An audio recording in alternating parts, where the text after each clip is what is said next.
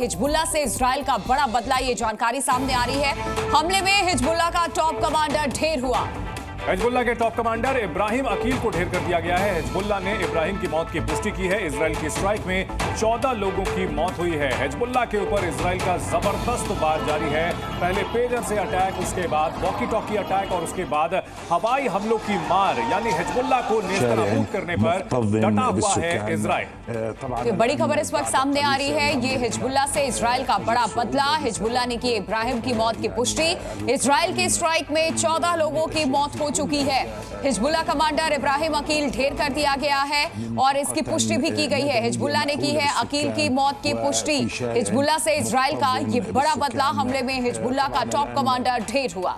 तो इजराइल और हमास के बीच चल रही जंग में हिजबुल्लाह भी कूदा था और हिजबुल्लाह लगातार अटैक कर रहा था इजराइल के ऊपर। और इजराइल के ऊपर अटैक में एक बार खेल मैदान पर जो अटैक उसने किया था, जिसमें कई बच्चों की भी मौत हुई थी, उसके बाद ही इजराइल ने कह दिया था कि हिजबुल्लाह को इसकी बड़ी कीमत चुकानी पड़ेगी और हिजबुल्लाह को अब काफी नुकसान उठाना पड़ रहा है। एक के बाद एक इजराइल लगातार अटैक किए जा रहा है और हिजबुल्लाह के टॉप कमांडर को ढेर कर दिया गया है। प्रधानमंत्री नरेंद्र मोदी 3 दिनों के दौरे पर अमेरिका रवाना हो गए हैं। इस दौरान प्रधानमंत्री मोदी क्वाड नेताओं के चौथे शिखर सम्मेलन में भाग लेंगे। इस दौरान अमेरिका और भारत के बीच कई अहम समझौते भी होंगे। 22 सितंबर को प्रधानमंत्री मोदी नासाउ कॉलेजियम की मीटिंग में शामिल होंगे। 23 सितंबर को पीएम मोदी न्यूयॉर्क में संयुक्त राष्ट्र महासभा में समिट ऑफ द फ्यूचर को संबोधित करेंगे। तिरुपति बालाजी मंदिर के लड्डू प्रसादन को लेकर महासंग्राम छिड़ा हुआ है। एक तरफ ऐसे गंभीर आरोपों के बाद संत समाज बेहद गुस्से में है। अब इस मामले पर केंद्रीय स्वास्थ्य मंत्री जेपी नड्डा ने तिरुपति लड्डू पर रिपोर्ट मांगी है। नड्डा ने कहा, उन्होंने आंध्र प्रदेश के मुख्यमंत्री एन चंद्रबाबू नायडू से इस विषय को लेकर बात की है। भारतीय खाद्य सुरक्षा एवं मानक प्राधिकरण जांच करेगी, उसके बाद नियमों के तहत उचित कार्रवाई की जाएगी।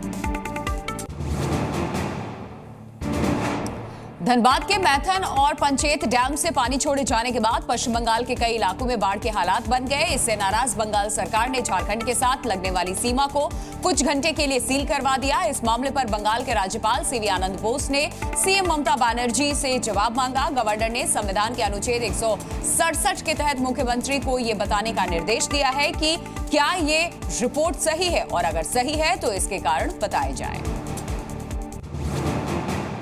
आम आदमी पार्टी के सांसद राघव चड्ढा ने केंद्र सरकार से अरविंद केजरीवाल के लिए सरकारी आवास की मांग की है। चड्ढा के मुताबिक जब किसी पार्टी को राष्ट्रीय पार्टी का दर्जा मिलता है तो उसे 2 साधन दिए जाते हैं। पहला, राष्ट्रीय राजधानी में राष्ट्रीय कार्यालय और दूसरा, पार्टी के राष्ट्रीय संयोजक को सरकारी आवास की सुविधा मिलती है। राघव चड्ढा ने सरकारी नियमों का हवाला देते हुए कहा कि बिना किसी देरी के राष्ट्रीय पार्टी आम आदमी पार्टी के राष्ट्रीय संयोजक अरविंद केजरीवाल को सरकारी आवास मिलना चाहिए।